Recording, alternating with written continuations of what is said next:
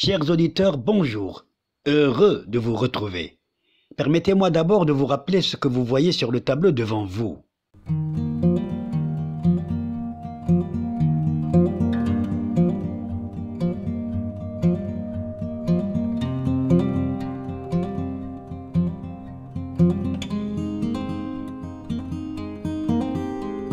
Tôt ou tard, aujourd'hui, demain, après-demain, ou dans quelques semaines, ou encore dans quelques mois peut-être, la France et l'Espagne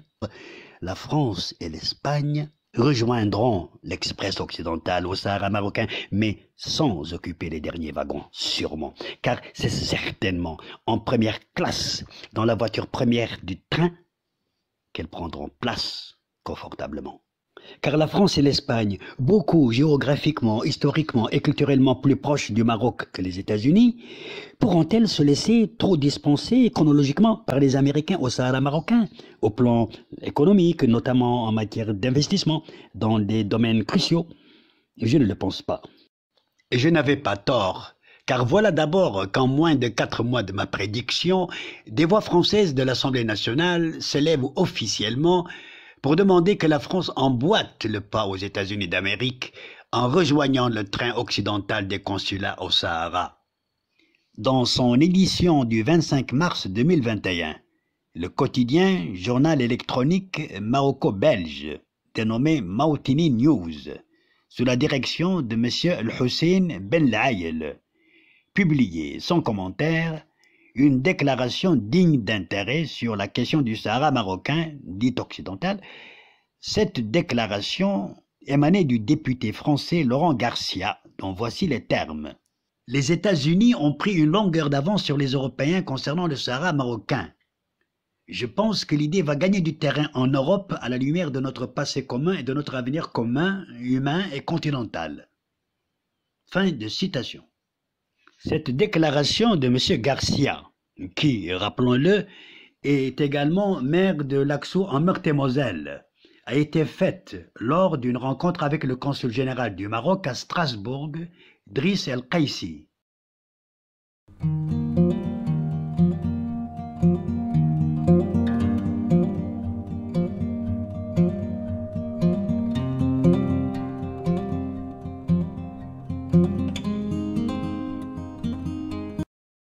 Dans un communiqué rendu public le jeudi 8 avril, La République en marche, le parti politique du président français Emmanuel Macron, annonce la création de 2 antennes au Maroc, l'une à Agadir et l'autre à Dakhla.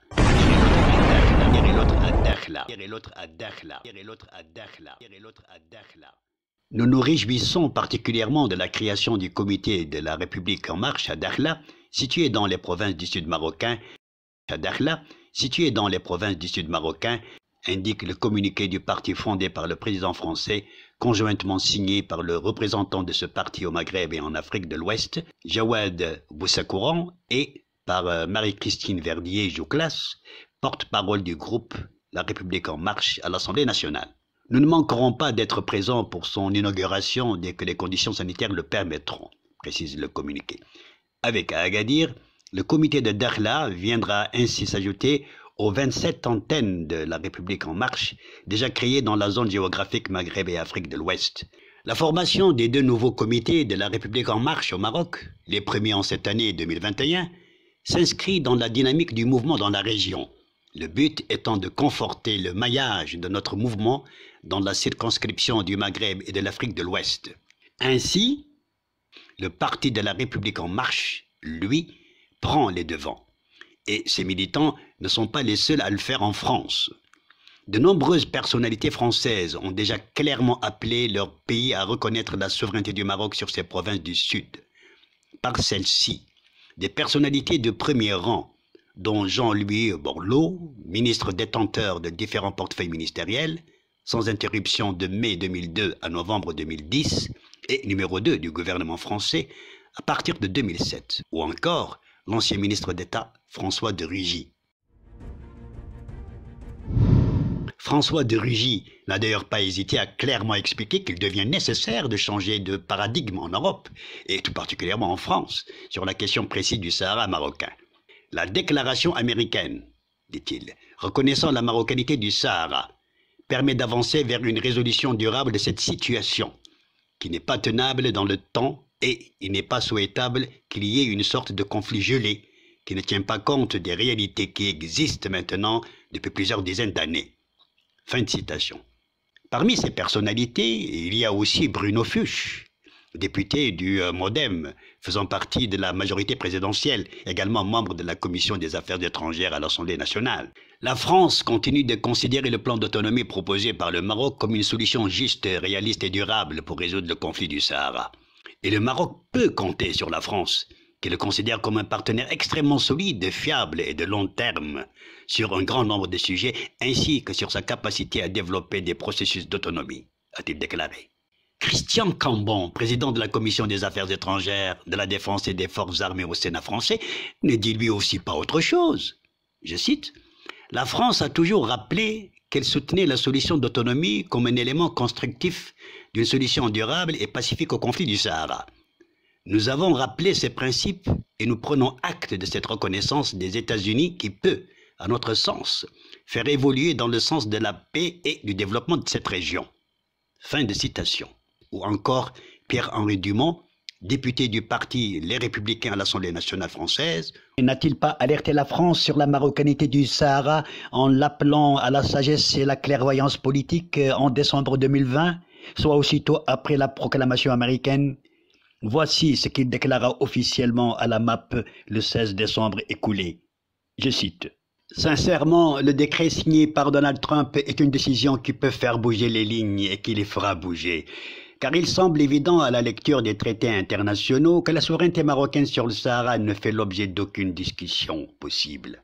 Ce conflit gelé doit être définitivement soldé. Et si la décision américaine de reconnaissance et d'ouverture de consulats économiques permet de pouvoir avancer dans cette direction, c'est tant mieux, a-t-il affirmé. Il a estimé dans ce contexte que l'Union européenne et la France, qui considèrent le Maroc comme un partenaire stratégique, doivent emboîter le pas des Américains. Aujourd'hui, je pense clairement qu'il est nécessaire que la France emboîte ce pas et reconnaisse à son tour la souveraineté marocaine telle qu'elle est définie par les traités.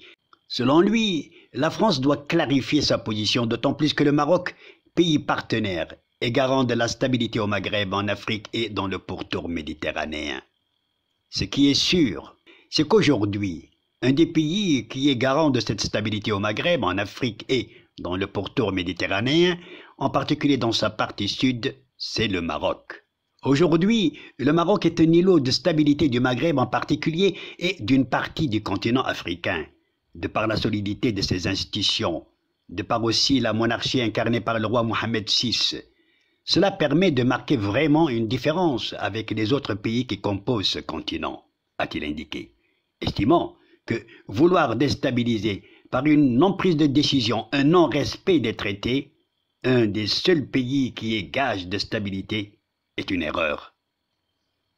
Et je trouve une fois de plus que la décision de Trump est courageuse et j'estime que l'Union européenne et la France doivent maintenant embrayer et emboîter le pas, a-t-il insisté, avant de conclure qu'une fois le conflit du Sahara résolu, cela contribuera à établir une paix durable au Maghreb, en Afrique et dans le pourtour de la Méditerranée. Fin de citation.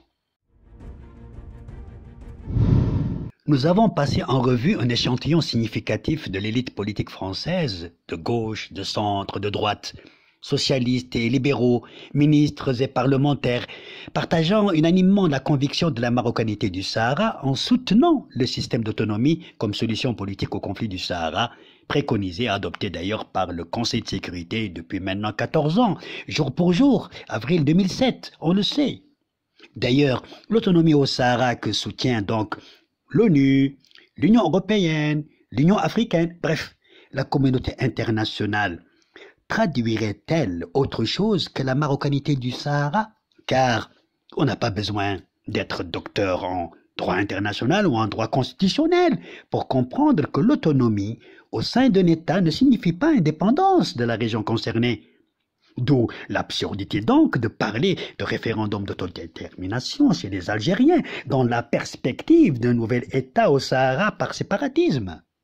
Voilà donc, en bonne dialectique, ce qui explique la proclamation américaine du 10 décembre 2020, et voilà ce qui devrait déterminer la France de Macron à suivre l'exemple américain, et elle aura agi sans être ni téméraire, ni hardi, mais raisonnable dans la cohérence tout simplement. Toutefois, la France a ses raisons que la raison de beaucoup de gens ignoreraient, mais que la raison marocaine semble comprendre, en la voyant suivre les pas des États-Unis d'Amérique, ni à pas de loup, ni à pas de lapin, mais à ses propres pas, tout simplement, c'est-à-dire discrètement, indirectement, intelligemment et subtilement, en ouvrant un bureau de comité à Dakhla.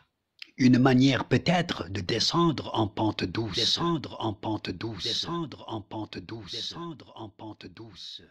La logique politique aurait dicté théoriquement et d'un point de vue géo-historico-culturel que la France précède les États-Unis dans la reconnaissance de la marocanité du Sahara et de devancer même l'Espagne en la matière.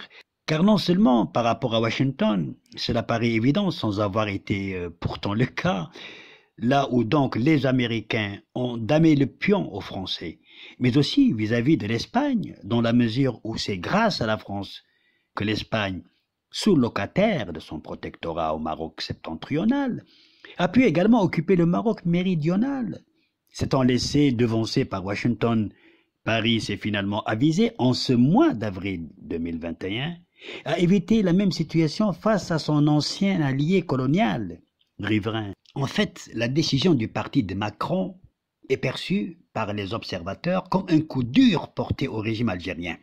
La preuve en est que ce dernier n'a pu, même sans l'avouer directement, s'y montrer indifférent ni insensible, car la dite décision est peut-être la goutte qui a fait déborder le vase, en poussant l'Algérie à demander le report, s'il dit, de la visite du Premier ministre français Jean Castex, qui devait présider le comité intergouvernemental franco-algérien. En effet, ce report de visite intervient juste après l'annonce, dans cette même journée du jeudi 8 avril 2021, de l'ouverture du bureau de la République en marche à Dakhla.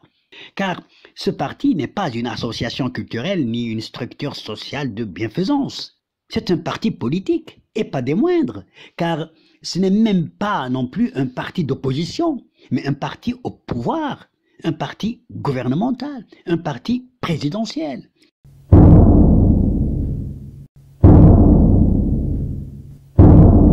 L'annonce de l'ouverture du bureau de la République en marche n'a pas été faite par un Zinedine ni par un père abbé. L'annonce a été faite par Marine-Christine Verdier-Jouclas, députée du Tarn-la-Rème, sous la République en marche, et qui est vice-présidente du groupe d'amitié France-Maroc, et qui en plus est porte-parole du groupe de la République en marche à l'Assemblée nationale, et de Jawed Boussakouram, qui est référent de la République en marche, Maghreb et Afrique de l'Ouest.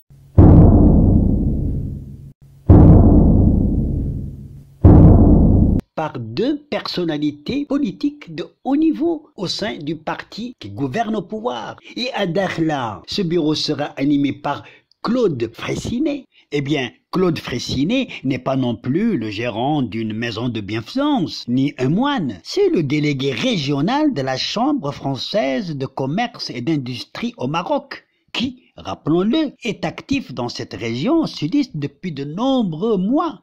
Car c'est lui, et lui surtout, qui mènera à la fois la danse commerciale de la France dans les provinces du Sud, en même temps que la danse consulaire française, un consulat de fait.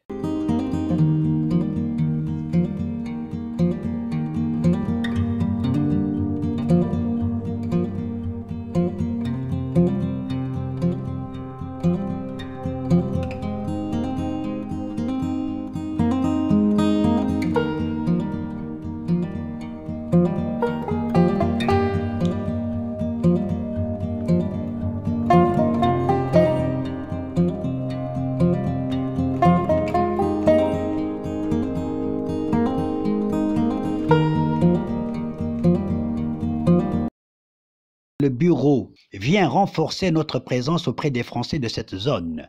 Fin de citation. Ainsi, créé par le parti politique présidentiel gouvernant, s'occupant des questions consulaires et d'état civil des Français au Sahara, et dirigé par un homme d'affaires chevronné, le comité de la République en marche exercerait parallèlement et pratiquement les fonctions consulaires à Dakhla, telles que prévues par la Convention de Vienne du 22 avril 1963 sur les relations consulaires, sans forcément porter la dénomination consulat. Il n'aurait rien à envier au consulat général des États-Unis d'Amérique, bien que ce dernier soit le pionnier occidental en la matière. En définitive, le comité de la République en marche à Dakhla serait la meilleure formule que le gouvernement français macronien ait pu inventer adéquatement pour réaliser apparemment, simultanément, subtilement et d'un seul coup 5 objectifs géodiplomatiques à savoir. Premièrement, satisfaire provisoirement le Maroc en lui reconnaissant pratiquement sa souveraineté sur le Sahara occidental. Deuxièmement, répondre à l'appel des nombreux hommes d'État français et des députés, diverses tendances confondues, en vue d'emboîter le pas aux États-Unis dans le Sahara. Troisièmement, éviter de contrarier l'Algérie sur la question du Sahara en s'abstenant, pour le moment, d'ouvrir quelque chose qui s'appelle Consulat général de France au Sahara. Quatrièmement, marquer un point d'égalité pratique face aux Américains à Dakhla dans la rivalité géoéconomique au Sahara marocain, même avec une structure dénommée Comité de la République en marche. Cinquièmement, ne pas faire cavalier seul au niveau de l'Union européenne sur la question du Sahara par l'ouverture d'un consulat qui ferait sortir la France du principe traditionnel de l'uniformisation de la politique étrangère des États membres. Même si tout le monde, à Bruxelles, n'est pas dupe à l'égard de la décision macronienne. Il nous reste maintenant de tenter de dévoiler, dans les prochaines vidéos, les raisons pour lesquelles la France macronienne a-t-elle suivi les États-Unis d'Amérique pas à pas à Dakhla, pour les côtoyer, même sans placer une plaque à la porte de son nouveau bureau à Dakhla avec l'écriteau Consulat général de France. À la prochaine vidéo, si Dieu l'admet, je l'espère.